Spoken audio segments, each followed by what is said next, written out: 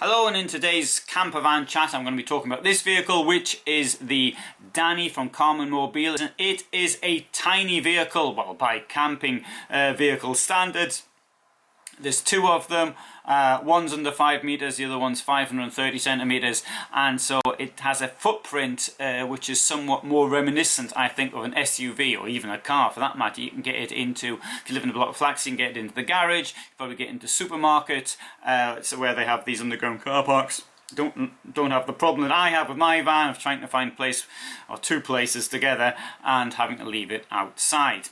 So those things are positive. Of course, it's going to be a bit cramped inside, but there's something for something. Let's have a look at them in more detail right now. So it's based on the Fiat Talento, and these vehicles have a tent in the roof. The lifting roof can be electronic as an option should you so desire. Now the 499 centimeter long Danny 490 has a width of 196 centimeters and a height of 206 centimeters.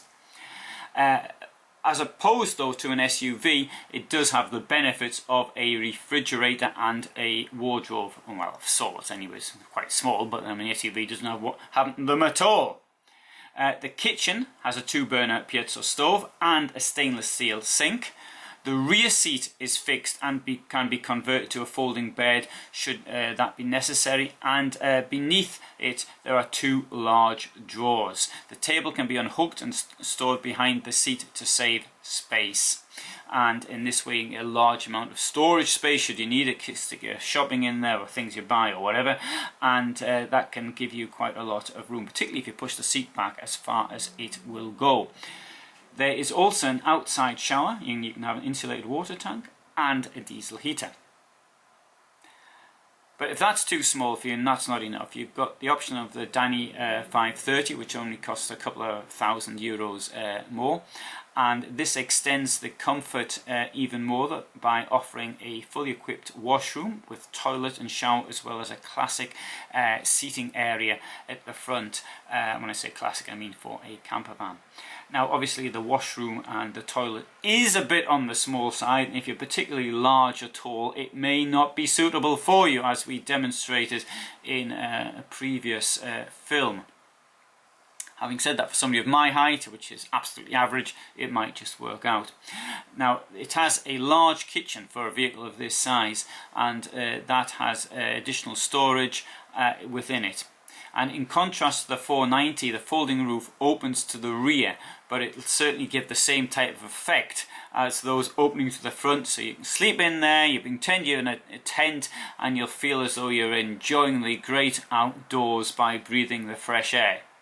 Well, assuming you're somewhere where there is fresh air, that is.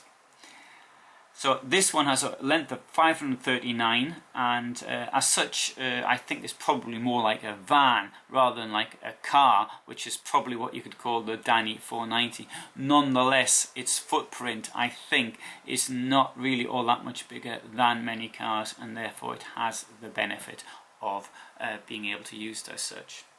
Now, my question is this, is that if you are going to be using a van for knocking around at the weekends, and this may be an option because, first of all, if you haven't got much storage space on your drive or in the flats or wherever you live, then it does make sense. If you're going to be doing long journeys, then I think for a couple of weeks in the summer it wouldn't bother me being in something like this, but to be quite honest, probably wouldn't be suitable for winter camping, for example, or if you're going to do really long tours or there's a few of you in the vehicle.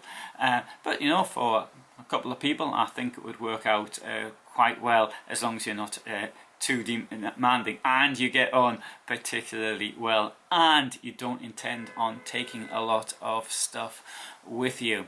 I'm all for small vehicles because I've always got in my mind where can I park it and where can I take it.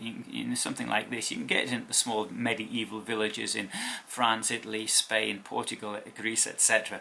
So that isn't a problem as such. And you can find, probably, I hope, be able to find parking for it without too many problems.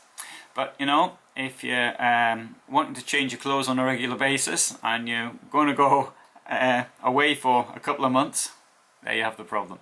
Okay, so what do you think? Would you like something like this, or would you rather have something bigger? and let me know in the comments.